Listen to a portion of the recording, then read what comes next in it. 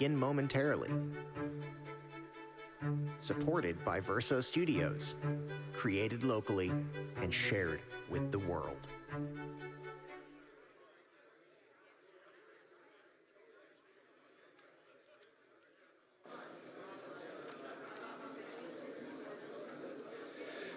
Good morning, everybody. My name is Baxter Urist. Bill Harmon would normally be the one to welcome you here today, but he's not feeling well, so I will, on behalf of the library, do his library part, and then I'll do my Wiseman part. Again, welcome to the library. Would you please turn off your ringer on your cell phones? This is called a library, but it's so much more. And Bill, if he were here, would say that this is such a public forum and that this amazing building is used to do events such as this, everything from this incredible talk you're about to hear to rock and roll presentations to authors coming and talking. So it's really a wonderful gem of Westport. And I don't know whether you all saw or not, but the library was voted one of the top libraries in the country, and it got 5 stars, which there are only 1% of the libraries, of the 5,000 libraries in the country, that get that award. So I would like to ask you to give the applause for the...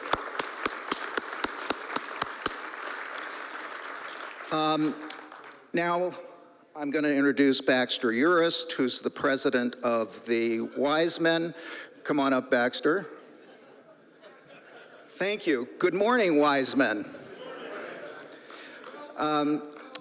Yeah, thank you. It's nice to be here again, than 30 seconds ago. We have struck up a strategic relationship with the library because the Wiseman, believe it or not, is 46 years old. We are an organization of retired men from Westport and Weston. There are over 400 of us, and nobody knows who we are. So we, with Bill and the rest of the library team, come here twice a month and have our speakers come, and such as you're going to see from Attorney Koskoff, and it's pretty amazing. It's been great because we can say we're open for membership. We do everything from having speakers like this every Thursday to a tremendous amount, 25 different activities. We do golf, tennis, pickleball. Well, if you don't like balls, we also do tennis. We do book clubs, hiking, walking, trips and events, camera clubs. But the best thing about the Wiseman is you make some amazing friends. And if you want to know more about us, you just find 2 old men talking in the park somewhere, and that'll, and if they're smiling and having a good time, that's us. Or you can go to our website, which is Wiseman Westport Weston org. Okay, that's it. Now I'm going to ask Bruce Borner to come up and introduce today's speaker. Thank you all for coming. And now the Wiseman, you have to turn off your ringer too. Would you please double check right now? Thank you. Okay, Bruce. Bruce is the chairman of our speaker committee. Merci. Baxter neglected to say that the Wisemen are high-functioning and sexy. Thank you. Westporter Josh Koskoff represents the 3rd generation of Koskoffs at the Koskoff, and Beater law firm. He has won record-setting medical malpractice verdicts throughout Connecticut, taking on powerful interests. Recently, he achieved a historic settlement against the Remington Arms Company on behalf of the 9 families of victims of the 2012 Sandy Hook Elementary School shooting. More recently, Josh represented Sandy Hook families in a suit against Alex Jones for his claim that the shooting was a hoax and that it was staged by actors. Josh lives in Westport with his wife, Darcy Hicks. Their 3 boys are all in college and all in some way connected to the arts. Many in Westport know and love Josh's wife, Darcy, the artist, the activist, the mover and shaker for justice. I'm hitting buttons, I think. If a protest is going on at the Steinkraus Bridge, odds are Darcy either organized it or had something to do with it. Darcy's brother Tyler is a world-class photojournalist for the New York Times who is often risking his life capturing live-action photos while embedded in war zones, including Ukraine. It's the old adage, behind every man is a good woman. The point is, the Koskoff family is a Westport treasure, serving to polish the Westport brand as the caring, justice-seeking community that it is. I asked Darcy if there was something about Josh she could tell us that didn't involve law. What she responded with was pure gold. So, in her words, the Koskoff law firm was always a Bridgeport, Connecticut firm started by Josh's grandfather. Initially, the firm represented the Black Panthers, and later the Black policemen and firefighters of Bridgeport for equal pay. The firm has always had its roots in civil rights. Josh grew up in Westport. He went to Long Lots, where he met Darcy, me, and then Staples, where he was in Staples Players at the same time as David Roth, who is now the current Staples Players director. And this is Darcy saying, "What drew me to Josh was his frequent singing in the classroom, songs by the Stones, David Bowie, and Queen. In the 70s and 80s, Staples was divided. There were the jocks, the burnouts, the artsy kids. Josh was the only kid in school who seamlessly floated between all the groups. Everyone, in caps, liked to hang out with Josh."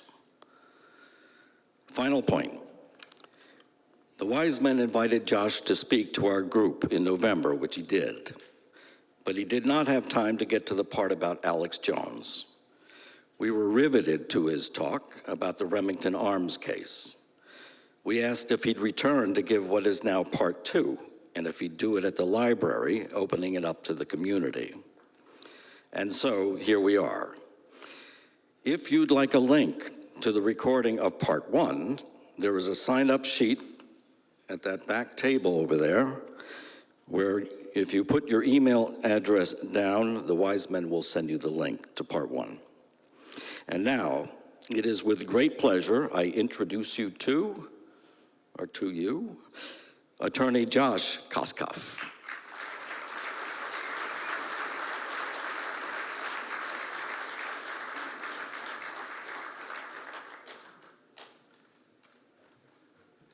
Oops.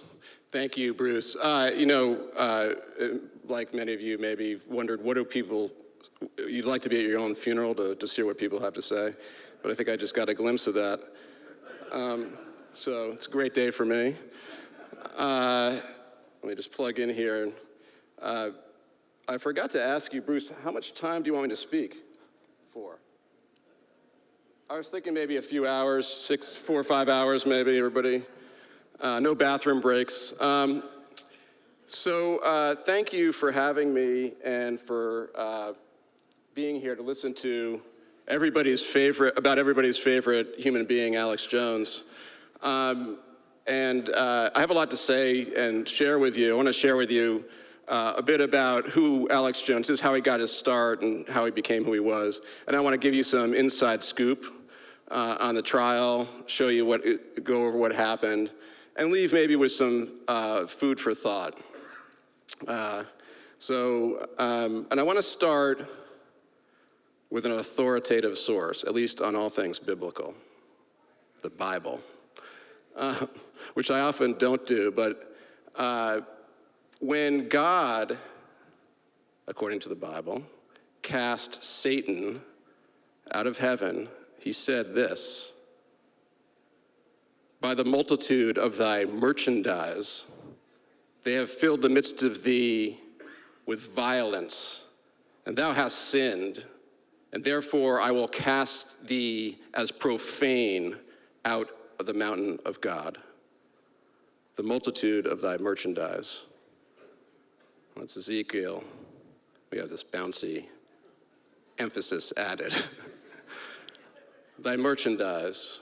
And merchandise is what Alex Emmerich Jones is all about.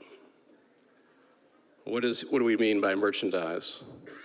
Silver bullet, silver colloidal potion for something. Super female vitality, super male vitality. So he's got both sexes covered. Vasobeat. You know what Vasobeat is? Have you ever heard of beet juice? Well, Vasobeat is beet juice. It's beet juice repackaged as a super immune, disease-defending agent of special concoction formula. It costs them $3 they take beet juice and they just repackage it as this. And it list price for $49.99, but on sale you can get it for usually $29.99 on InfoWars. You better get yourself some Vasobeat. Survival Shield and Survival Shield ×3. These are iodine supplements.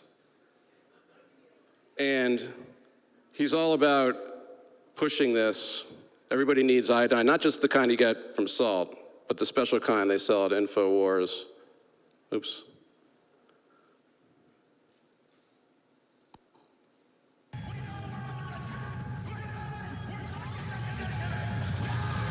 Alex Jones here to break down some exciting developments in the area of research concerning supplemental iodine.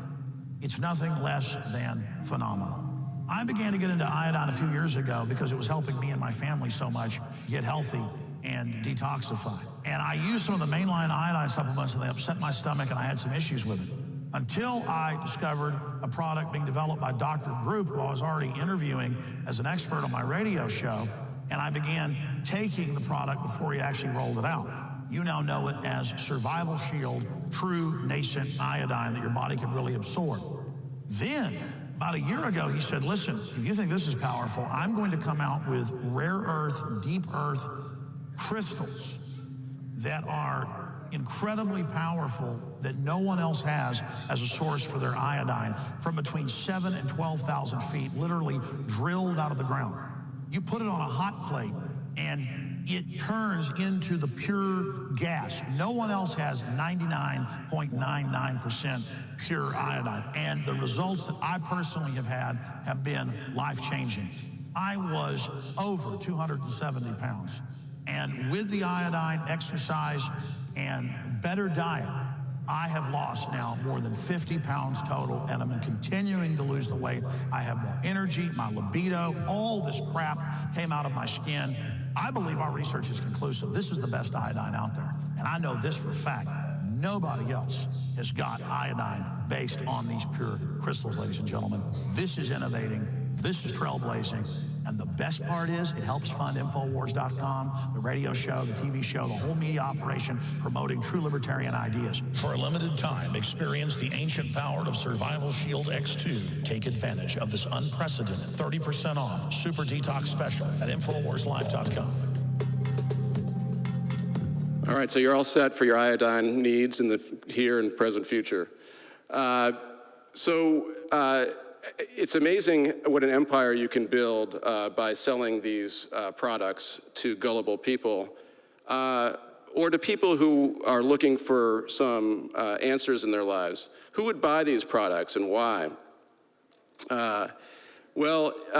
Jones takes from the playbook of other figures, notably cult leaders, terrorists, and autocrats. By promoting repeatedly themes of oppression, his major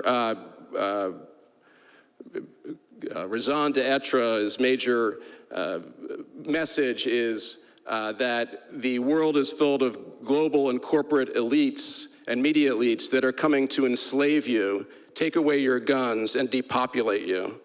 And he pushes this on people, and for everybody in this room, it sounds ridiculous. And one of the big questions is, how are we going to get a jury to believe that there are people who actually believe this? And the truth is, and that you have to take a leap of faith that there are. We'll get into that in a second. And he does this by building faith with his audience. And by promoting himself as the arbiter of truth. He is the Walter Cronkite for this generation, or the Dan Rather of the fringe in this country. And there are people who believe that everything he says is true and everything everybody else says in the media is false. And he does it by, look at this Punam.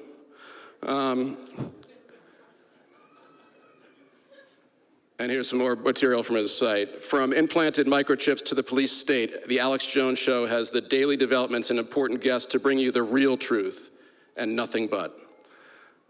Here's his father, Dr. Jones, who's a dentist who left his practice to reap the rewards of his son's work, describing his methodology in a deposition, or why people buy them. The business plan or plans were that you were referring to as confidential, proprietary, and highly valuable? Essentially, our core philosophy is what is involved, and I don't know that I really should have been concerned because it's probably not articulated in paper in any place. But in reality, it has to do with the fact that our customers are so loyal to us that they believe in what we're doing to such a degree that if we say something is good for you and is a good value, they're going to buy it and buy a lot of it. I mean, kind of honest right there, an honest admission there by Dr. Jones about how they work and operate. And before the Sandy Hook shooting, and by the time of the Sandy Hook shooting, Alex Jones had built himself a network that is unlike any other in his field, so to speak. And he really was clever and smart about using the internet, especially social media, to push and promote his agenda. His agenda isn't so much political. He uses the political and the scare tactics and the fear-mongering and the demonization of people and the us versus them messaging to drive his people to his InfoWars store. And then he converts these people at some percentage to buy his iodine and other crap at quite a markup. And what he did was he was on the air for hours and hours each day, and still is. And he would take some of those and capture some of that video, and he'd push it out on all, and in an instant, he would reach millions of viewers. And if you didn't see the show, you would get it forwarded to you by a friend, or you would go to YouTube and see it initially. And he was he was sort of ahead of his time in that way. Now, a lot of us, including me, hadn't really heard of Alex Jones before the Sandy Hook shooting, but he's a household name now, and Sandy Hook really put him on the map, so to speak, in terms of being a household name, and made him richer than you could even imagine. Because if you have a certain percentage of the population that buy this stuff, you're gonna get very rich very fast. And these are just an illustration of all the different ways he branded himself. The stuff on the left is all his different websites. There's his sister sites that all link back to the same stuff, eventually funneling them right into the InfoWars store after ginning them up with fear and loathing. I want to go back to July 20th, 2012. This is about 6 months before the Sandy Hook school shooting. On that day, a deranged human being walked into a movie theater outside of Denver, Colorado, and killed 13 people using a Smith & Wesson AR-15 attached to a barrel of ammunition. And this was the Aurora shooting. And here's what Alex Jones said about that shooting. The full spectrum of information unfolding right now 100% chance that the mass murder committed in the suburb of Denver, Colorado, right next to Littleton and Columbine, was a false flag mind control event. So he was already, what Jones does is he uses catastrophe and calamity of the highest order, like 9/11, to pounce on. And because, and this is what dictators do, this is what cult people do, cult leaders do, this is what terrorists do. They find a situation where people are feeling aggrieved or out of control in their lives, and they pounce. And that's exactly what Alex Jones does for the purpose of ultimately for selling his products. And he was already ginning up without any evidence, of course, it's totally false. He's already planting a seed here to his audience that the Aurora shooting was staged effectively by the government as some kind of a false flag, which means essentially a terrible event that is used to sow disinformation and to blame an enemy falsely, blame an enemy. So that's what he's doing here. So the idea that Sandy Hook came out of nowhere is not true. I mean, he was doing this for years, and 9/11 happened. He was that's where he sort of cut his teeth on this kind of way of attracting attention. And by 2012, the shooting at Sandy Hook occurred on December 14th, 2012. And by that time, Alex Jones had built himself quite an empire of listeners, none of which are in this room. But look at his numbers: 119 million sessions, 49 million users, 286 million page views. Not everybody can be an Alex Jones. In fact, very few people can. To have this kind of an effect, first you have to be a messenger that is charismatic and bombastic like Jones. You have to have a deep-rooted system set up.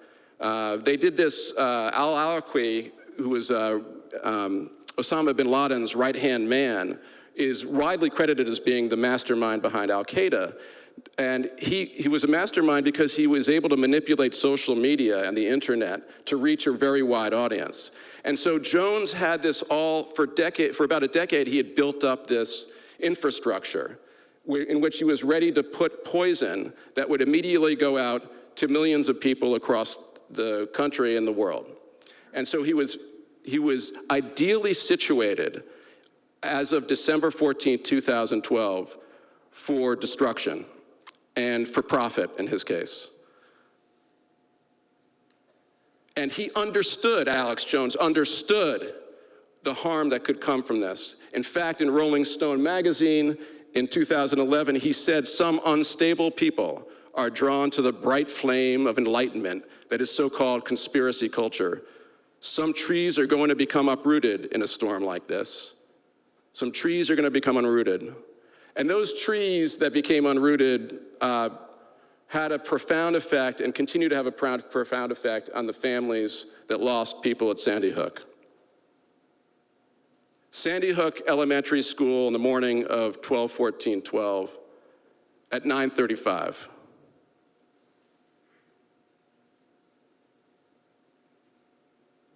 Sandy Hook School, I think there's somebody shooting in here. Sandy Hook School. Okay, what makes you think that? Because somebody's got a gun. I saw a glimpse of somebody. They're running down the hallway. Okay. They're still running. They're still shooting.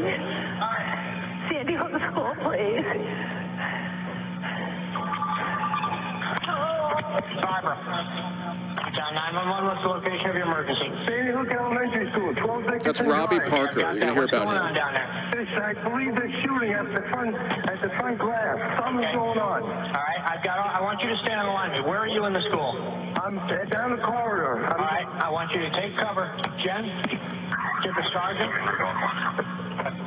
All right, get everybody you can going down there. All right, let me get some information from you. What makes you think that? The front glass was all shot out. It kept going on. Okay. I'm on the line with a 911 call. It's still happening.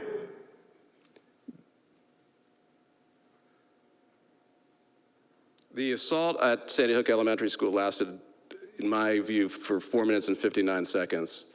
And then it was over. And the families after that assault, they all gathered at the firehouse nearby as a staging area. And it was like, what's that show, Survivor, where you had to be the last one standing. It was Survivor in the worst way, because the families would gather, and as they were reunited, they would leave the firehouse. So you had this diminishing population in the firehouse until you were the last people standing, and then you knew your kids weren't coming back. And that was happening probably in the 3 to 4 hours after the shooting. And what the families of those who lost children didn't know was that another different type of assault was about to begin, not against their children, but against them. An assault on their integrity, on their identity, and on their decency. And an assault that lasted not for 4 minutes and 59 seconds, but has lasted for 10 years until this day, and will last until their last breath on this earth because of the jeopardy that it puts them in. And it started in a studio in Austin, Texas, where Alex Jones did his work. And it started at about 12 noon Eastern, 11 down Texas time. Because Alex Jones, when everybody was seeing horror, Alex Jones smelled an opportunity and he pounced. Boy, did he pounce. Running in a build-up, and I said, this is the attack. Look, people got to find the clips the last 2 months. I said, they are launching attacks. They're getting ready. I can see them warming up with Obama. They've got a bigger majority in the Congress now, in the Senate. They are going to come after our guns, look for mass shootings. And then magically it happens. They are coming, they are coming, they are coming. They've already taken over health care. The premiums are doubling. They're bankrupting that. They're already shipped GM to China. They are going to gut this country. They're going to shut down the power plants. They're going to bankrupt us. They are re-educating us. Just like we were Ukrainians and they're Russians. They want us bankrupt. They want the counties and the cities bankrupted and federalized. The feds themselves run by globalists. What does the new magazine say? You can get it by subscribing. You can get 12 issues. Great way. This man wants your guns. And I break down here, they're declaring war on the Second Amendment, period. They are declaring war on the Second Amendment, period. They are coming after our Second Amendment. It is happening. They want to kill America in 2013. That is their goal. That is what they want. They are moving to do it. Send your tips to Real Alex Jones on Twitter. Tell me what you think. Comment in the articles. I'll be reading what you're saying. We'll have more reports Sunday 4 to 6 and more reports tonight on the Nightly News 7 o'clock, prisonplanet.tv. Now, how effective is that? I mean, that is communication at its best right there. It's repeating of themes. It's engaging the audience. Notice what he said at the end. Send us your tips. Come back and see us and we'll talk about it. And the rhythm, they are coming, they are coming, they are coming, they. And you see that today, you see that everywhere you look. You can't go online without seeing somebody say they. It happened right here in Westport very recently. They are coming. And it is a very, very intoxicating way of communicating. And there have been several very effective recent examples of that, some of whom became president. So you can't underestimate how important that is. Now, this is Robbie Parker, okay? This is Robbie. Robbie's one of the greatest people you will ever meet or could ever know of. And Robbie, he was a young father at the time. And these are his 3 daughters, Madeline, Samantha, and Emily, the oldest, who was at Sandy Hook on the day of the shooting. And Robbie was and is a Mormon. He grew up in Texas and he moved to Utah. And he had just come to Connecticut to go to school to finish his training as a PA in the neonatal intensive care unit. He wanted to be a neonatal intensive care unit PA doctor I say PA doctor because they do all the work that most doctors are supposed to be doing. Here he is, a big Texas Rangers fan with Emily. And after the Sandy Hook shooting, where Emily lost her life, Robbie's friends in Utah wanted a way to communicate with him and to provide some support. So they started the night of the shooting on Friday, December 14th, 2012. They started a Facebook page as a place for Robbie to go to support him.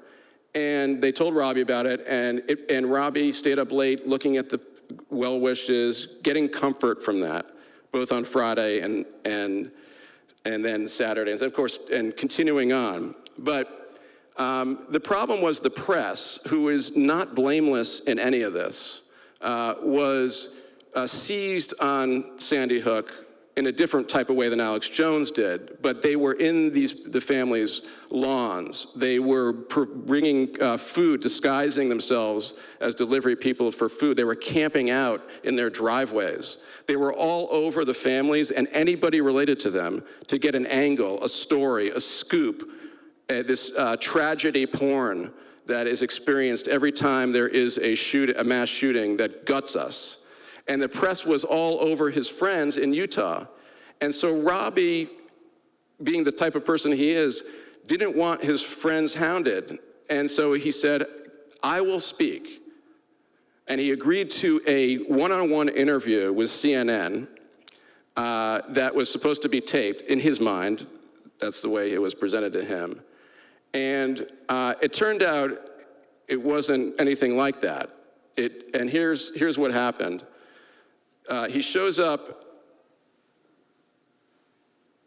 and it's not a one-on-one interview. It's a live interview on CNN, and there are reporters all over the place. So he's already shaken by this.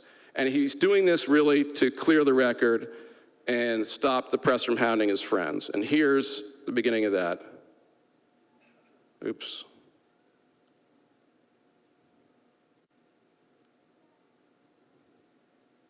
In a situation like this, I remember at Virginia Tech when I went out there, parents, loved ones of slain young people wanted to remember their sons and their daughters, and as a result, they spoke and made a statement. So we'll see if Robbie Parker, I assume he's going to come out to the microphones now and make a statement. Looks like the family is there, and they're getting ready to come to the microphone, so we'll listen in. Okay.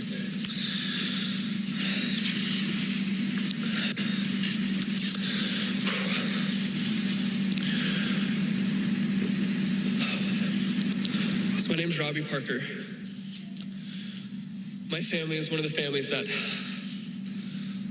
lost a child yesterday in the Sandy Hook Elementary School shootings here in Connecticut.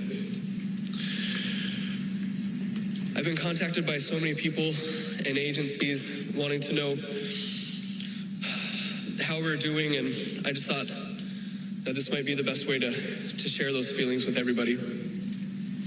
First of all, I'd really like to offer our deepest condolences to all the families who were directly affected by this shooting. It's a horrific tragedy, and we want everybody to know that our hearts and our prayers go out to them. This includes the family of the shooter. I can't imagine how hard this experience must be for you. And I want you to know that our family and our love and our support goes out to you as well. This is the beginning of an incredible speech that he gave, unknowing that there would be so much attention. And that was pure gold. And I mean pure gold for Alex Jones at InfoWars. In a way that you may not have noticed, but here's what they did with that. Footage of one of the reported fathers of the victims, Robbie Parker, doing classic acting training where he's laughing and joking and they say, hey, we're live. And he goes, oh. And maybe that's real. I'm sure it is. and they're getting ready to come to the microphone, so we'll listen in. Okay.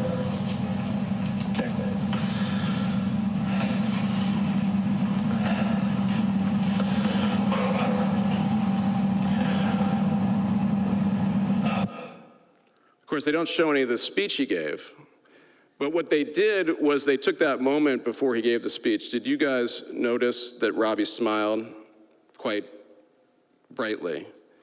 And they took that, and that was where the Sandy Hook hoax really started, the hoax theory really started. I mean, the seeds were planted before it even happened because he did it with Aurora. But this took it to the next level because now he had evidence that the Sandy Hook parents and families were actors because of that smile. Now, you never really know what goes on behind a person's emotions, and we always think we do, don't we? We see somebody smile, we think they're happy.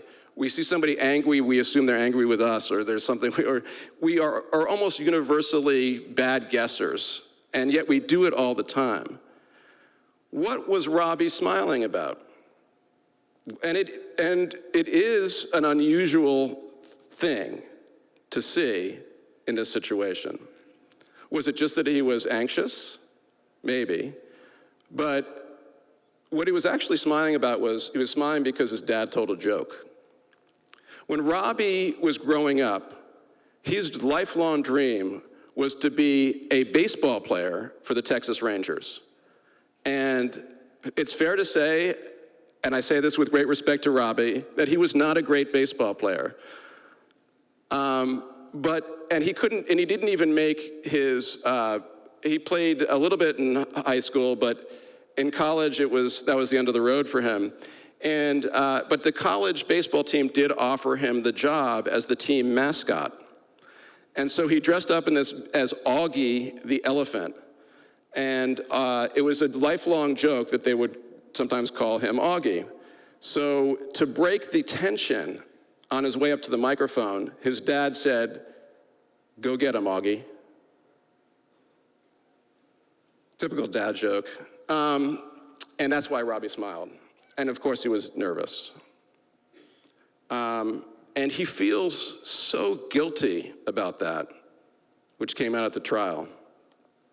I was going to show it again. Now, this is a quote that's generally attributed to Mark Twain, but even that's a maybe because we're not sure he said it.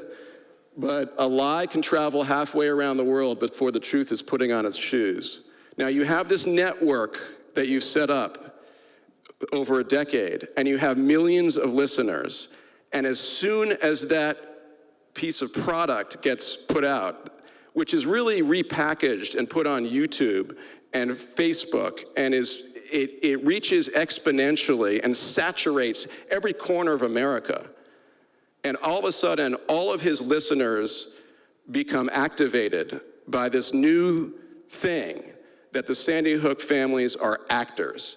And imagine how angry you would be if you knew somebody who faked the death of their own children to take away your gun.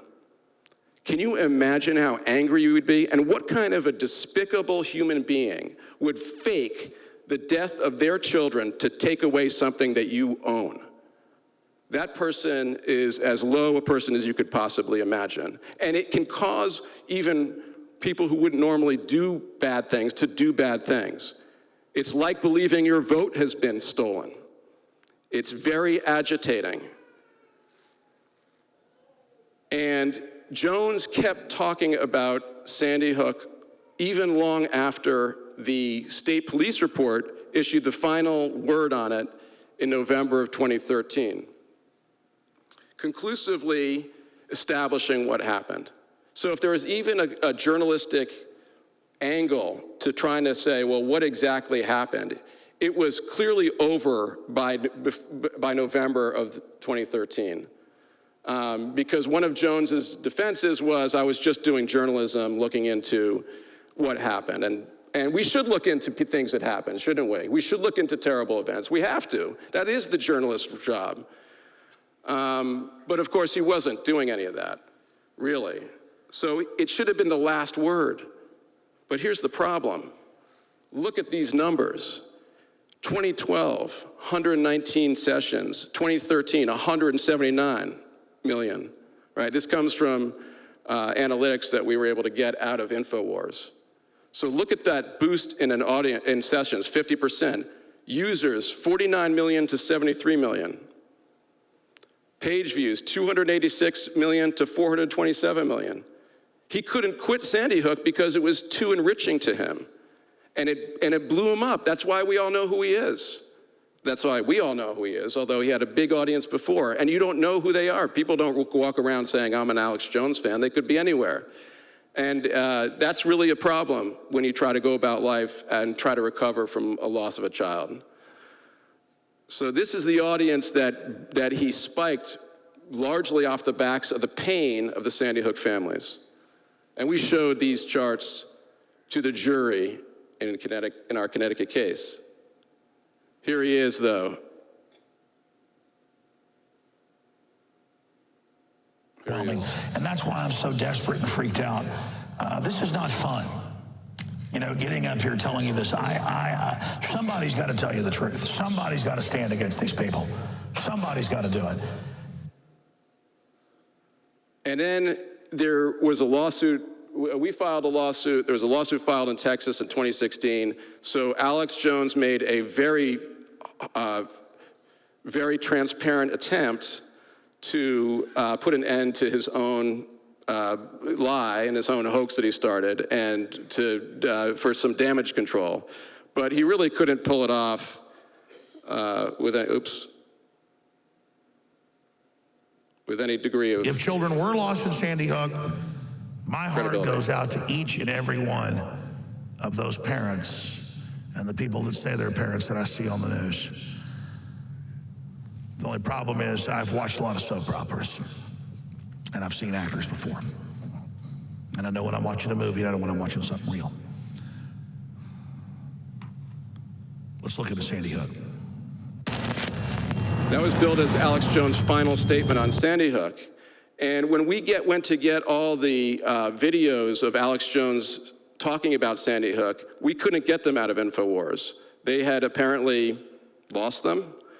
And by the time we were really ratcheting up, he had been deplatformed from YouTube and Facebook, and it kicked off Twitter. But mostly we had a problem getting the videos. So we don't really know how many times he pushed the Sandy Hook lie.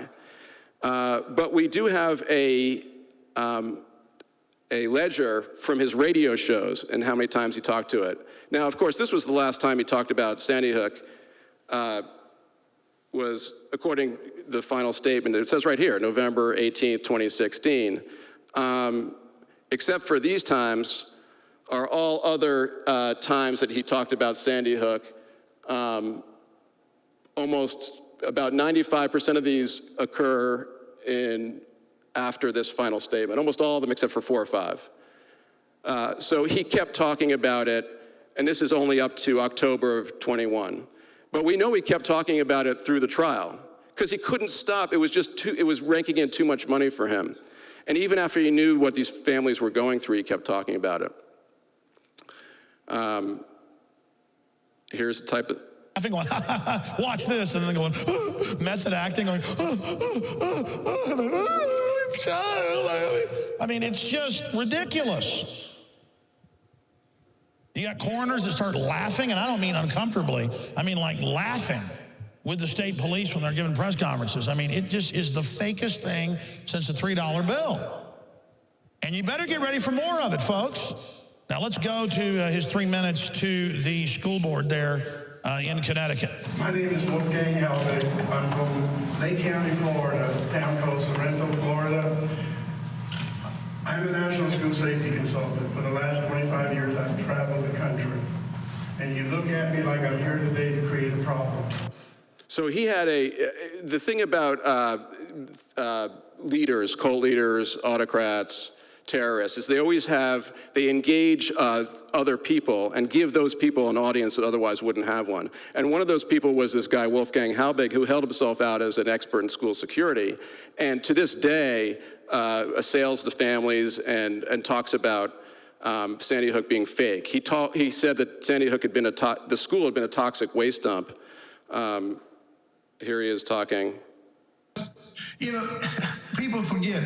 On the headlines in the Hartford Courant, they showed where Sandy Hook was loaded with toxic. It was a toxic waste dump. Alex, it's a toxic waste dump. Who would send their children to that kind of school? And that school, based on the photographs by the crime scene technicians from the Connecticut State Police, it is the filthiest, the most deplorable school that I, as a principal, have ever seen. Sure, it was only used as a cutout. It had been closed until right before they reopened it for this event. Can you imagine calling the school a toxic waste dump, and who would send their kids there? And this is really important, especially its implications for today and the way media works and journalism works, which is giving voice to people who, like this guy, to giving him access to your network of listeners and your millions of listeners, to giving him the reach to reach across America and to peddle things and to pretend or to be able to, and to walk away from that and any responsibility. Those days are over, in my opinion. And that's whether you are running a big operation like InfoWars or a blog or any type of journalistic endeavor, even a true journalistic endeavor, because it's too dangerous. This was very interesting. One of their defenses was, you know, there was no method to our madness. You know, Alex Jones, it's like a fraternity there. Alex Jones is just a crank. He's Dennis the Menace. You know, he doesn't know what he's doing. It's just everything's random. And when we said, give us your Google Analytics, they said, we don't use Google Analytics. Not only did they say that, they filed an affidavit. They said, Judge, we do not use Google Analytics. And we said, we know you do, give it to us. They repeatedly said they didn't use Google Analytics. And I have to tell you, for a company that didn't use Google Analytics, they sure did use Google Analytics a lot. How do we know that? Because one of the documents they sent us was this email. And look at the attachment. Google Analytics. There's an email sent in June of 2014. This is all 4 of our websites from Google Analytics. These are the updated versions, and this is an inter-office InfoWars website. Now, they were pretty sloppy about their discovery disclosure to us, and in fact, the judge defaulted them. It's unheard of. They broke so many rules, and they violated so many deadlines that the judge was like, you're giving me no chance. I'm gonna give you one more chance to get these things to the other side, and they didn't do it. And the judge defaulted them, meaning they couldn't defend the case on liability. They couldn't even defend it on saying that any of this was protected by the First Amendment, which we weren't that worried about anyway, because it isn't. But in any event, that's how bad it was. But we did get some things out of them. And one thing that the Google Analytics showed us, and this was really important because we brought the lawsuit, and the lawsuit was to hold him accountable. And the way that's done, of course, is by a verdict and a judgment of money damages. That's how it works, right? But we had to show, okay, yes, what he did was terrible, 90%, but very importantly, not 100% of people will agree with that. But so what? These people lost their children. What's the harm? You know, what harm did we do? And the burden of proof on damages on the harm was still on us. So we had a little bit of a challenge ahead of us. We had to show what was the reach of his lies. Because one of the things when you slander, when you defame, and when you attack somebody like this, is it matters what the substance is of what you're saying, and it matters who and how many people you reach. Let me give you an example that we used in court. Josh Koskoff, one of my neighbors says to one of my neighbors, Josh Koskoff is a child molester. Now that is what is known as slander per se. It is something that and it goes back to ancient, even before America, back to England. Slander per se has always been around. It's saying something, publishing something to a third party that is so, in its essence, terrible that you don't have to prove you are harmed by it, you know, specifically, because it's just assumed that it's harmful. My reputation means something to me. My identity means something to me, as does yours. You work your whole life to be the person that you are. That's what these families did. And to have it taken away is damaging, even if one of my neighbors tells another neighbor. Now, what if one of my neighbors goes and writes about it in the paper and publishes it to all 30,000 people in Westport? Now, what if they put it out on Twitter and Facebook and have an audience of millions? So the damages matter, you can see that. Even though I may not know about it, I am being harmed. But how can we show it when we're not getting any information out of them? And by the way, they weren't the only people stonewalling us. You know who else stonewalled us? Facebook. Facebook can go F itself for the way it stonewalled us. You would think that Facebook would bend over backwards to provide the information we wanted. We had subpoenas with Facebook. We got consent of Jones, who wanted to get this information to us because they wanted to get away from the bad effects of the ruling and the default. They wanted us to have this information at some point, not maybe Mr. Jones himself. But in any event, we couldn't get it out of Facebook with a consent from Jones. They are not blameless in this, just like the media isn't. Nobody Died at Sandy Hook was an article that came out, and there was no way we were going to be able to show the exact total reach and the exact total harm or the exact relationship between what they did and the money on a daily basis. Because we also wanted to tie the Sandy Hook hoax story to the bottom line money being generated by Alex Jones. And all we needed was one example, because then you can extrapolate. And we got that example from the Google Analytics they claim they didn't have. They put out an article on September 24th, 2014. And it was an article alleging that the FBI had concluded that nobody was killed at Sandy Hook. And one of the things disinformation networks do is they take things like the FBI says this Dr. Group says, remember Dr. Group? Well, that doctor, he's a chiropractor, and he's like a naturopathic chiropractor, and he sells a lot of InfoWars. He makes a lot of money off of InfoWars. You would think he was an internist, or somebody like, but in any event, they take these people and they use them as to buttress their authenticity and their credibility. And what is more authoritative about what happened at Sandy Hook than the FBI? So if the FBI says nobody was killed at Sandy Hook, oh my God, this is 2 years after the shooting. And boy, now you could say, well, wasn't the audience already tired of this? But apparently they weren't. And here's how we know that, because of Google Analytics. So this came out on September 24th, 2014, okay? And there is the spike of its visitors, see, September 22nd to September 29th. You see that sharp spike? That is the day and the day after, the 24-hour period after this article came out. And this was the most widely circulated article in InfoWars history. And it reached immediately millions and millions of people. So, and this is again 2 years after the shooting. Now, okay, so we know it spiked, and here's what happened, and this takes a little bit of explaining, but this is how we did it. So you see this reflects the amount of sessions people have with InfoWars during this time period.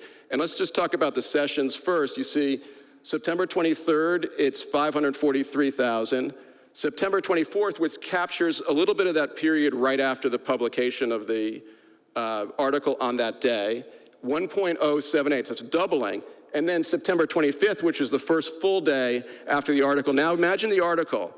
Imagine it spreading like a virus, like an infection, and it growing exponentially and reaching into all corners of America. That's what's happening. This is an infection that's spreading. And then it starts to level off, and then it has its period, right? And then it dies down. Okay, so what's also really interesting about this, and you have to ignore sort of the September 23rd one because the colors don't line up, but I'll just say the September 23rd the social media is in red. And that is the percentage in which people are getting this information from social media. So you have 24% on September 23rd. That's the baseline apparently, at least at this time period, of how people were getting this information. Look at how social media goes from 24% of the pie to 54% in one day. Then it goes to 60, because now we're looking at the blue. Then it goes to 68%. I feel like this is one of those color blindness tests. And then, and I do need to make an eye doctor's appointment apparently. But then it goes to 53%. So what does this tell us about the way social media works and how dangerous it is? It shows that it can take a moment and blow it up really quickly and become the dominant way that a moment like this, which is a bald-faced lie that exposes the families to risk of physical harm and emotional abuse by anybody that they could possibly run into at any corner of America. That how quickly that spreads on social media. I thought this was a fascinating example of the potential danger posed by social media. Of course, we know of these dangers already, but these were mathematical proof of that. But how do we know it translated to money? Well, because we had some of his books, and this is money from the InfoWars store in the, okay, well, here we go back. So the 23rd, he sells $56,597 worth of crap. September 24th, he sells $48,000 and change, right? September 25th, the first full day after this article, $232,825. There's the money that he made, $232,825.10, and the day after it had some legs, $128,854.68. So when they came into court and essentially said, Alex has no idea what things are working, what things aren't working. The hell he didn't. We know he did. And we know he was very much on top of the money. How do we know that? Because of the texts. Because if you recall reading, Alex Jones accidentally shared texts from his phone. And if anybody knew, and these texts, let's say, suggested that maybe Alex Jones wasn't being forthright about how much on top of the money he was. And here's a text between Alex Jones and his chief there. And Alex is, this is at 7:02 a.m. in the morning. This is just a random day on 2020 to Tim Fruget, who ran operations sort of at InfoWars. AP is Alex Jones. I know it's early, just wondering how money we apostrophe R-E. Tim Fruget, we ended up about 810K yesterday. Gonna take a bit to calculate what percentage of that was food, but it's looking like 650 to 700K in food sales. They were driving some food sales based on an argument that we were all gonna suddenly be unable to shop because of some nuclear Armageddon. And he says, we are already over 100K today at 6:45 this morning, crazy. So he knew as it was happening how much, and he was obviously very interested on a moment-to-moment basis how much money he was raking in. That's one day, $800,000.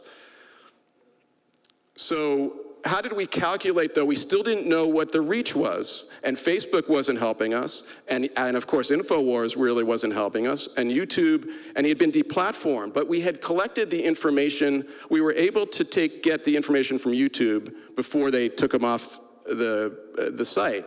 And we had the amount of views of his material that dealt with Sandy Hook on YouTube. So we had a baseline to work with from YouTube, but YouTube is not the biggest social media way of passing on a lie like this. So how could we establish that thing I was talking to before, that if somebody says something about you that's bad, it's bad, but then it's exponentially worse the more people it goes to. And how do we explain that to the jury to get appropriate damages in the case? And what we found was another gift from something called, I think it's called Sprout Social, which monitors traffic. And this is also very interesting because this was the FBI says Sandy Hook article. You could see it's the second one down. It says 2.8 million. Remember I said it was the highest ever. It was tied with some other news story. Then you see Saudi Arabia, and then there's 12 more pages collectively have a certain amount, but 2.8 million, okay. Then you see on the left of this, you see it says YouTube, 3.9 million. Because remember, he's packaging his material, he's putting it out in bits and pieces and saturating the market. So YouTube was viewed, we know, what did I say? Yeah, so YouTube was, on this article, we know was viewed 3.9 million times. And look at Twitter, 33 million. And then look at Facebook, 151 million. So it's interesting because it shows you the scale of these social media companies and what a dominant force Facebook is in relationship to Twitter and YouTube. But what it did for us was it gave us a reasonable mathematical relationship between these things. So whereas we couldn't get information out of Facebook and Twitter, and we had the information of total views from YouTube, we took the YouTube number of views that we had, and we just multiplied it by that ratio. And we said that must mean, roughly this many hits on Twitter, views on Twitter, and this many hits on Facebook, which is 50 times the size, effectively, of the reach here of YouTube. And what did that number come out with? And we could only do it for the years 2012 to 2018, so only for those 6 years, because that's when we lost track of the YouTube, and that's when YouTube was deplatformed, and we couldn't use this methodology. But this was the baseline amount of people who saw this lies, and that number came out to 550 million impressions. So imagine that lie told to 550 million times, obviously repeatedly to some people. So that gave us the baseline. Necessity is the mother of invention. We had to get creative about this and figure this out on breadcrumbs that we have. And we retained an expert to crunch the numbers because, we're not very good at math. But we had 550 million impressions. So so we started to think, how can we play with this in terms of damages? So I spoke to a bunch of people about what they thought and bounced around ideas and how do we approach the damages in the case to the jury, and then finally settled on, why don't we just say that one lie, that hypothetical lie about being a child molester, what would that be worth? Like if a neighbor said that just to one person, you would say, is that $1 million? Is that 500,000? Is it 50,000? Is it 5? Is it $500? Is it $5? Is it $1? Right? And you see, what if you multiply that by 550 million? So that's how we backed into it with the jury. And would anybody say, isn't it worth at least $5 a lie to $550 million? But the numbers get up astronomically. Mr. Jones did testify, but only in his direct, and he was supposed to come back to trial, but I think he didn't. He was too important to come back to give testimony in court.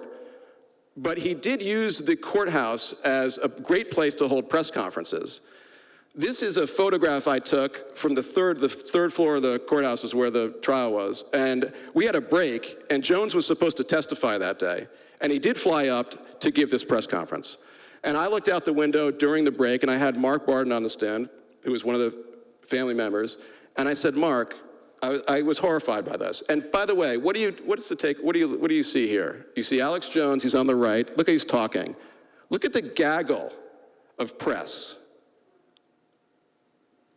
And there's just something fundamentally wrong with that picture. Why is a gaggle of press doing Alex Jones biting and carrying his message and he's playing the press? He's just playing the press, and they take it like it's red meat. This was horrifying to the families. But it provided a nice opportunity for me to get this information in front of the jury, who didn't know that Alex Jones blew off and was supposed to testify. So when Mark came back on the stand, I said, Mark, what did you do over lunch? Did you look out the window? Did you see anything? Can you tell the jury what you saw? Alex Jones holding a press conference in front of the courthouse. And then he flew back to Texas. And got and he probably made money off this in some way. This is the chart. This shows you how organized I am in the middle of a trial. It speaks for itself, really. It's very direct, clear. We didn't get a lot of sleep when we tried this case. At least I didn't, as evidenced by this. Otherwise, it would have been crystal clear. But you can see the number 550 on the right-hand corner. You know, this is our war room, and before you get any ideas, it was more like a war closet, no windows, and things got pretty dank in there. But this is me laying out the argument with to the crew, and you know, it might have made sense at the time, but now I realize why they were sort of confused. And here he is during the trial, just to show you that when you heard about the case, you might have thought, how did this guy and his team get almost $1 billion in this case? But after seeing this, you'll realize your question is going to be, how did they only get $1 billion? Here he is during the trial. Sick of the New World Order. I am so sick of this cult of psychopaths. I am so sick of their lies and their fraud. I don't believe anything they say. And I apologize for nothing I've ever done because I did it all from a place of purity, and I've been 98% accurate. So great numbers there for Mr. Jones. 98% is not too bad. It's the 2% that's the problem. And here he is insulting the process. Nevada, this is America. This is Texas. This is freedom. This is Christianity. This is resistance. My forebears fought tyranny and were incredible people, and I will live up to their measure. And you will as well. So don't ever, as dark as the hour is and as out of control things are, don't you ever not realize how important you are and what you've done with your word of mouth and your action. And I'm talking to people that went to that puppet courthouse in Connecticut and put InfoWars stickers up everywhere. We commend you. This is just a general tip, like if you've ever got sued, God forbid that happens, but if you do, don't, during the lawsuit, say that the trial is a puppet circus. It's just not advisable, because you can bet it pretty much 100% that that's going to end up in front of a jury, which it did here. It's generally not good to malign the system while you're on trial, and especially the judge. Don't make the judge out to be somebody with devil eyes and call the proceedings kangaroo courts, because anybody that's paying attention is going to make sure that the judge sees that and introduce that into evidence. And believe me, it gave us no pleasure to approach the judge's bench, say we'd like to introduce this into evidence, and to see her reaction when she saw this picture. I wasn't sure whether the judge was going to admit it or not, but she did. And when we had to, of course, it was painful. We had to publish it in front of the jury, so we put it up on a big screen. And the judge was a good sport about it. This was, I had gone down a rabbit hole. I'd never had followed, of course, Alex Jones, but of course, during the trial, because they were putting out such great material for us, I was going down many rabbit holes, and this was really critical, I thought, because we always looking for in a case is a reason for a jury to do something beyond compensating somebody who's been harmed, even though that's a very righteous reason to hold somebody accountable. And part of it is to send a message to stop whatever the conduct is from happening again. So if it's and it happens all the time, botched something that's done wrong, one of the reasons you bring a lawsuit is so that it doesn't happen over time, and you want the jury to send that message and to get that, how important that is. And Alex Jones, in his own way, I guess, tried to apologize. He didn't really, basically the idea that he's not going to do this again, okay. But we know he is, and we know it, again, through InfoWars, and what they put out during the trial, which was, look, what will be the most likely deep state false flag ahead of the midterms, which was these past midterms? Number one, what does it say? A mass shooting. So we know that Alex Jones is ready to say that the next big mass shooting was ready to say it before the verdict, that was going to be a false flag. And notably, he has not said that about Uvalde or Buffalo or Highland Park, which to me is a little bit of, it's a small satisfaction that the jury's verdict has sunk in. And just a couple more things you go here. to Google, you go to Instagram, you go to During the Facebook. trial. It's Alex Jones at the top, set against dead kids, families for weeks on, never said their names, never even talked about them, all made up. And it's like, oh, my kid died, oh, and Alex Jones caused it, and it's all lot. You're like, oh my God, Jones, you're under such attack. We better not be like you. I'm under attack because I expose these people. I'm just going to be completely honest. I totally enjoy it. So, I mean, I've reached that point of real peace where I don't just have peace with this, I enjoy it now. That's September 30th, 2022. That's last September, during the trial before the verdict. And the jury we made sure the jury saw this one as well. Just in terms of this moment, which is, I've been recently thinking about what is the verdict, what is one way to describe the verdict? It's like a vindication to everybody who's ever been bullied in their life. And you can't think of a person who's been more bullied than Robbie Parker, who I didn't really get into much detail about what happened to him, but he actually moved to Washington to get away from all this, because that place, that his sanctuaries were taken away from him by Alex Jones. That sanctuary of Facebook became a feeding ground for threats, for disparagement, for calling Robbie Jones a despicable human being, for dismembering his own child, and all kinds of attack things. So he couldn't escape there. And when he went about his business, he got strange looks. At his church, people questioned whether or not Sandy Hook happened. And so he thought he could outrun it. But you know what? You can't outrun it. You can't outrun it, and he won't be able to outrun it, and neither will any of these other families for the rest of their lives, because this is the reach that this lie had. There is no safe haven or sanctuary for these people, and even if they never get approached or accosted, it's always in the back of their mind. Nicole Hockley sleeps with a baseball bat next to her bed, not because of that her son was killed at Sandy Hook, but because of Alex Jones. And these people have security systems, and they are vigilant, and they back out, they don't back out of parking spaces, they go front. And their lives are just always affected, no matter where they go. And so it was a little bit of vindication here when the verdict was read. And mind you, the longer a trial, a jury is out, the more convinced you are that you did something terribly wrong and that you're going to lose or be severely disappointed, because that's how your mind plays tricks on you. And sometimes it's true. So the jury is out for quite a long time. They had a lot of work to do, but they had asked some questions that seemed to be focusing on the minutia. And I was always worried about that, because I thought they shouldn't be really micro minutia. This isn't that complicated, but it turns out they were just doing their job. And here's Robbie's moment in court. Ladies and gentlemen of the jury, please listen to your verdict as it is read. Verdict: we, the jury, have reached our verdict as to damages in this case. We award damages to each plaintiff and against Alex Jones and Free Speech Systems, LLC, as follows. Roman numeral 1, compensatory damages, instructions, fill in both numbers for each plaintiff, then go to section 2. Please enter your damages assessments for each plaintiff on the lines below.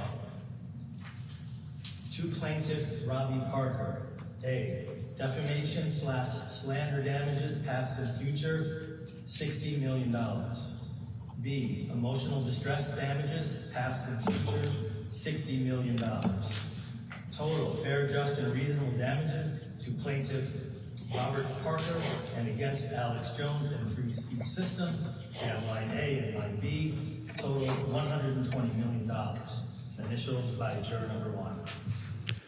And there were 14 verdicts after that, none of which quite were as high as Robbie's, but all did justice for these people in the best way and the only way you can in this country.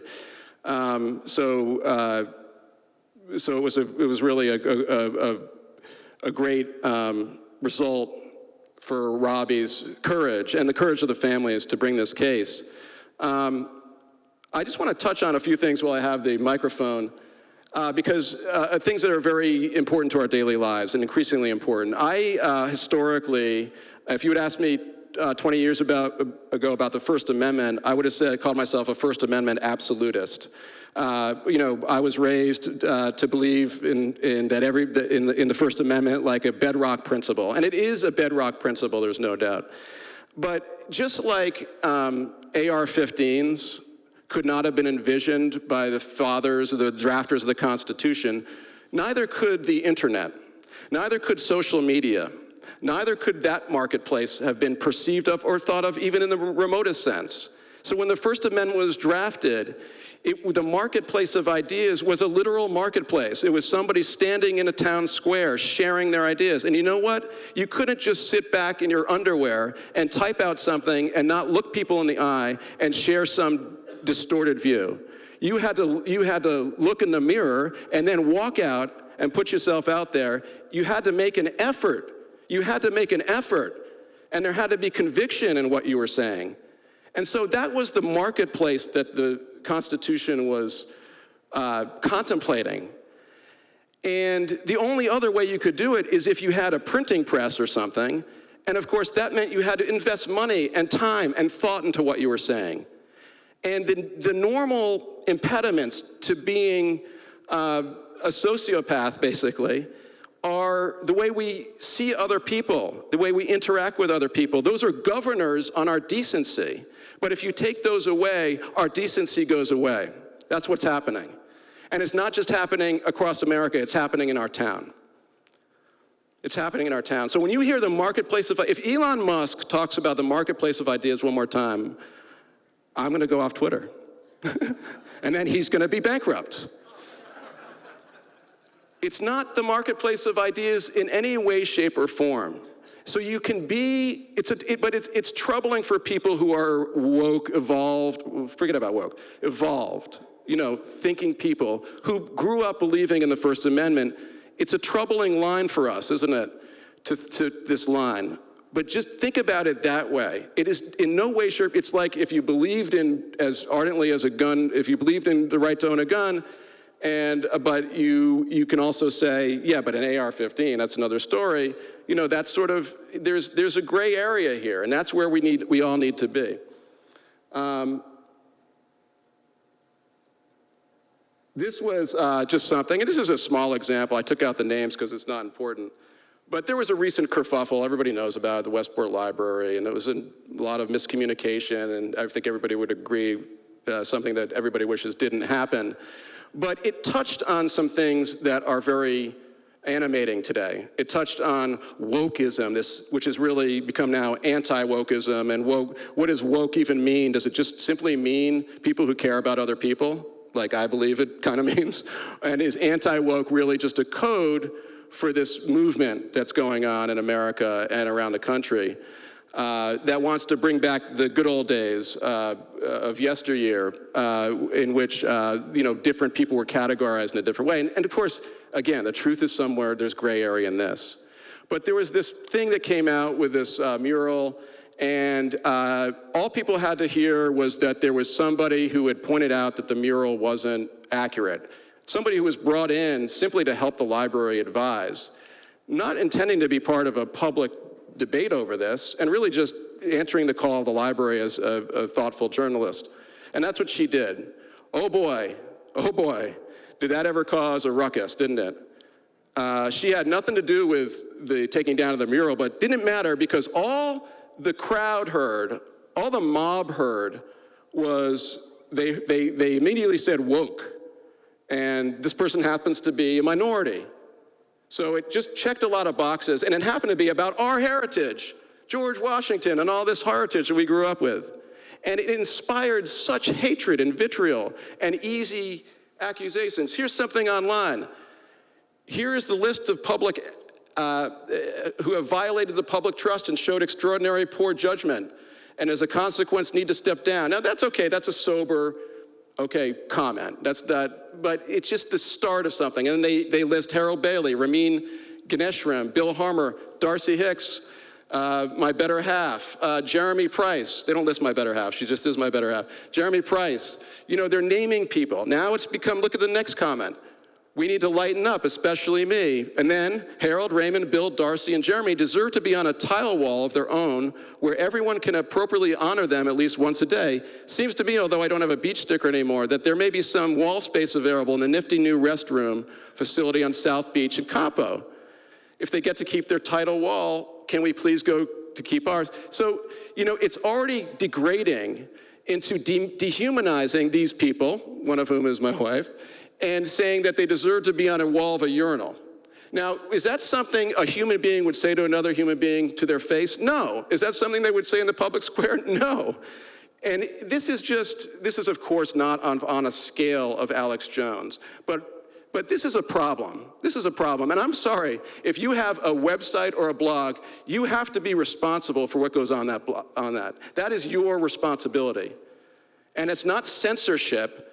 It's called being responsible and accountable, because you can give light, you can give support, and you can aid and abet, just as the media has done, just as InfoWars did with other actors.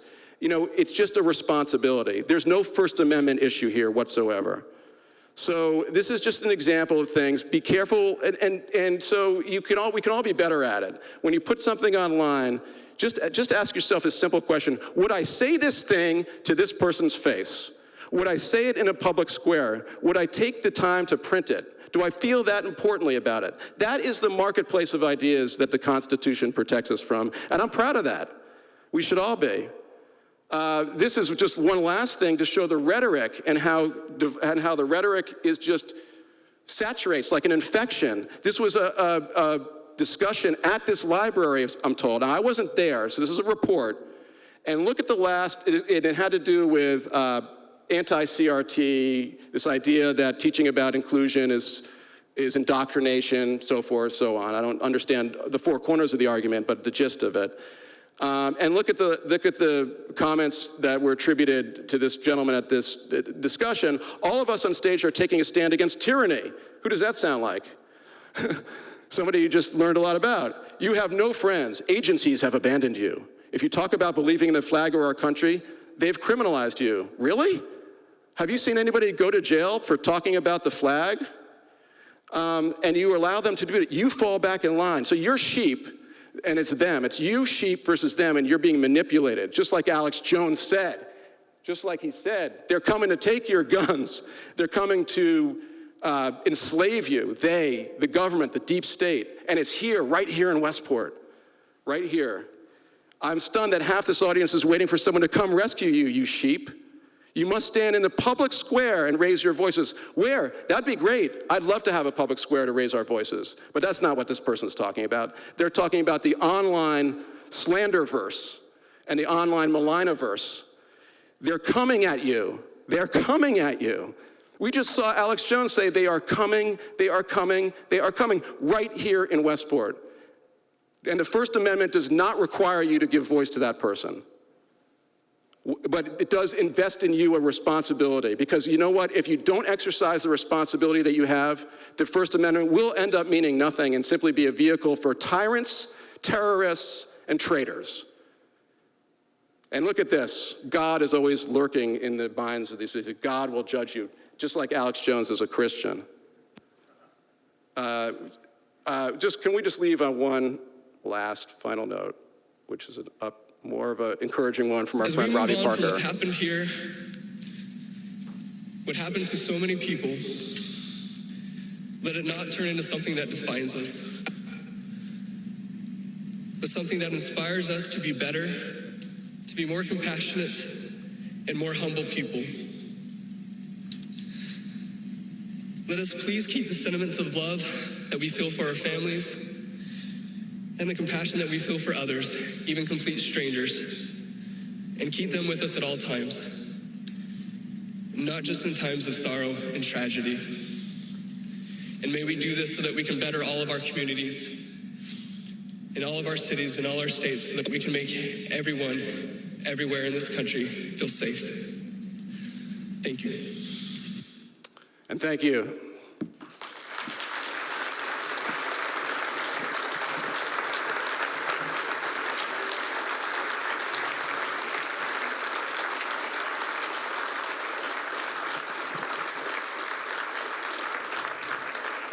Am I supposed to stand here and take questions? Josh, as the grandfather of 2 Sandy Hook students, thank you very much. Thank you. We'll take your questions. If you have a question, would you please come up here and use this microphone? Josh, unbelievable. Thank you so much for coming and enlightening all of us. Quick question. What's the status of our friend Alex Jones' effort to get a new trial? He has filed an appeal. He's already been up to Connecticut Supreme Court once, and I don't think they're president of his fan club, but because he had challenged a ruling against him that occurred earlier for prior discovery abuses, and they said he couldn't file what is known as a special motion to dismiss. Just to kind of interesting, there's something called an anti-SLAPP statute, which is a great statute, which basically says if you're exercising your First Amendment and say something truthful about another person, and they sue you, you can get it dismissed immediately, and you can get the cost of defending the case and damages from that person who filed that frivolous lawsuit, which is really a smart way of making it so that people in power can't suppress truthful things from people who don't have that power because they're going to have to pay damages. So, but anyway, that case is on appeal. It'll take a while. He's also in bankruptcy and down in Texas. So right now we're fighting him in Texas in bankruptcy. Josh, you may have answered my question. My question really was how much of this money, these damages, has gotten into the checking accounts of these people? So far, none. What is the likelihood of Well, I mean, bankruptcy is a complicated process, but at the end of the day, bankruptcy takes some type, whatever is left of a pie of money or pile of money, and divides it among the creditors of the bankrupt. And so the families are the biggest creditors, obviously. They have judgments totaling almost $1 billion, actually now over $1 billion against Alex Jones. So whatever the percentage is left in his, theoretically at least, whatever the percentage of that they have among the creditors is the percentage that's applied, much in the same mathematical way, I think, as what we showed you before. It's just applied to what he has left. But the short answer is they haven't seen any money yet. But that doesn't mean they haven't felt some cup of justice. This is, in a way, a follow-up to that. I used to do insolvency work when I still practiced law. To what extent... Do you do pro bono work? To what extent are you pursuing fraudulent conveyance actions to pull back money? To claw back the money? Yeah, fraudulent conveyance, speaking my language, but fraudulent conveyance is somebody's facing bankruptcy. There might be a divorce, and they take a property and they hide it somewhere, they convey it, they get it out of their hands so they're not accountable in court for that property. And the system is developed so that they look back several months or a year to see if, hey, somebody's planning, often occurs in a divorce, but also bankruptcy, somebody's planning to go bankrupt, but they're hiding assets. And what Jones did is he bled his companies dry. He had some other shell companies. He started taking money out of them in advance of the trial. This was unbelievable. We had sued him and another entity, it's escaping me the name, but it's like called Infowars.com as another corporate entity. And he started taking money out of Infowars.com, right, until it was bankrupt. And then he filed for a stay, said, I can't go on, this case can't happen because one of the defendants is bankrupt. You made him bankrupt. You just made a co-defendant bankrupt. That's why we're here. And so the bankruptcy, that actually was another delay. And so it went up and eventually got sent down. Everybody saw through that ploy. Well, thank you very much for your statement. It was excellent. Thank you. I wanted to raise the issue of something that's of national concern, and is how do you control this so-called social media through legislation, through the courts? I know lawsuits are a good way to do it, but it's bigger than that. And maybe there has to be a way to develop legislation that would make people have to have attribution and verified attribution before they're on social media. It's a great question because it's super easy for me to sit here and point out a lot of problems and say, see you later. But what's the solutions to these problems? And this one, I do think that the moment that Facebook, for example, becomes legally liable for stuff that is perpetuated on their site, that's the day that this thing gets under control. Because right now they're not. There's a federal immunity for that. So that has to happen. And actually, our Senator Blumenthal is very active in this area. And this is an area of unusual bipartisan support, because the right likes to attack social media kind of in the way that Alex Jones attacks media, as being sort of in the pocket of the left, right? I mean, it's not true, but they are working the ref, so to speak. So they don't like, and social media, so they go after social media companies, so they want to sue social media companies for other reasons. So there's some possibility of some legislation there. Thank you. You've spoken about the impact that Jones had on the families at Sandy Hook. What has been the impact on you and your firm from social media as a result of your involvement in this case? Thank you for asking the question. I mean, the impact is, I think we all see it as just an incredibly, it sounds hokey, but it's just been it's a privilege to be involved in both cases, really. It's taken a big toll. Sure, but for good reasons. You know, and I say to everybody, like, look, this is hard, it's a struggle, but you know, it kind of should be, because it's really important and it's really serious what we're talking about.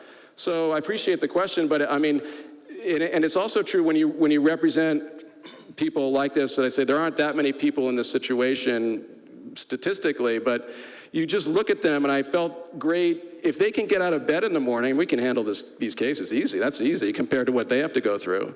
I mean, these people had to move on with their lives after Sandy Hook, raise other children, go to work, confront the daily threat to them from Alex Jones. I mean, that is survival. What we're doing is just a challenge. I found the whole talk very interesting. I'm actually from Scotland, and I attended boarding school in Scotland, and I was very badly bullied. And I actually approached a lawyer. To perhaps file a lawsuit against the school, and I was told that these boarding schools in Scotland could not be sued. You know, it's very difficult, and now there's a lot of cases coming out against these boarding schools in Scotland, like Gordonston, Fettes, Loretto. Do you have a question? So my question to you is, how do you think the impact of the bullying issue around this, the impact of that is? Yeah, well, we didn't have, I've been thinking a lot about that. Thank you, and I'm sorry about your experience. We've been thinking a lot about that being a really important area to get into, bullying, because it's just, you know, we all have probably some experience with some form of what we would call bullying when we were going through school, and it was obviously always, or 99% of the time, it was an oral statement or something somebody said to us. But now the bullying occurs with such ease online, and it's there in black and white, and it's of a nature that's even more damaging, I think, in my view, and I think in experts' views. And so you have cases where, because of online bullying through Facebook and others, kids have committed suicide.